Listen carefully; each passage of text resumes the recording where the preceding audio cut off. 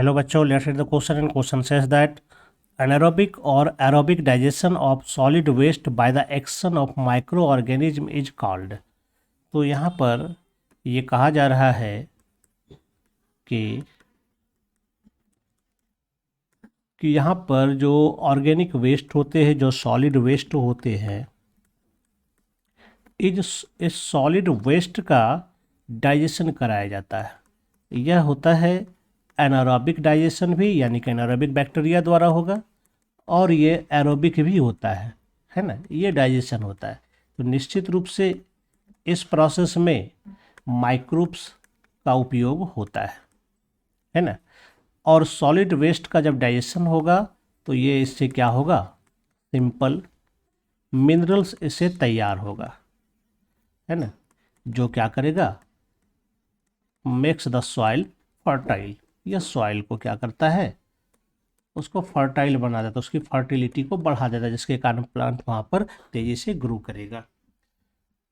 ठीक है, तो इसको क्या कहते हैं, यहाँ पर यही प्रश्न पूछा गया है ना। तो इस प्रोसेस को हम लोग कहते हैं कंपोस्टिंग।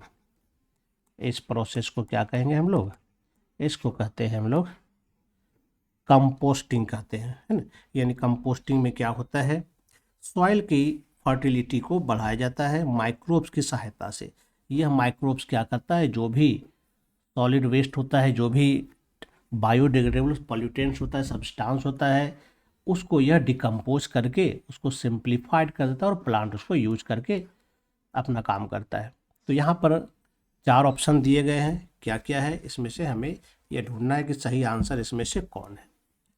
जैसे कि डंपिंग, तो डंपिंग क्या होता है, तो डंपिंग का मतलब होता है कि जो भी वेस्ट मटेरियल होता है उसको क्या किया जाता है, कहीं पर उसको जा कर के डंप किया जाता है ना। यानी कि कहीं पर क्या किया जाता है, इसको फेंक दिया जाता है किसी गड्ढे वगैरह में, है ना, इसको क्या किया जाता है, फेंका जाता है, यानी कि डंप इन ए एम्प्टी प्लेस, या फिर कोई पिटेड प्लेस होगा, गड्ढा वाला जगह होगा, बड़ा जगह होता है, तो उस भाग को भरने के लिए प्रायः, ठीक है, ये जो है लैंड को भरने के लिए प्रायः डंपिंग का काम किया जाता है।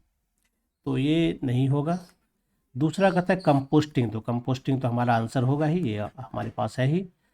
इंसिनरेशन का मतलब क्या होता है, तो चलिए इसका मतलब जानते हैं कि इंसिनरेशन का मतलब क्या होता है।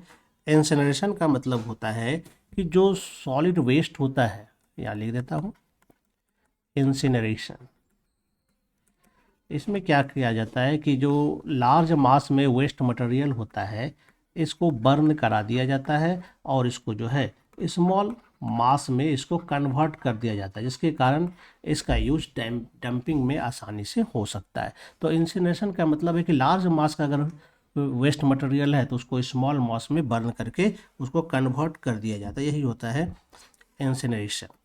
तो यह भी हमारा नहीं होगा। और फिर नंबर डी में है हमारे पास पायरोलाइसिस। तो पायरोलाइसिस भी एक टेक्निक होता है जिसमें बायोमास को क्या किया जाता है, इंटरमीडिएट लिक्विड प्रोडक्ट में बदला जाता है।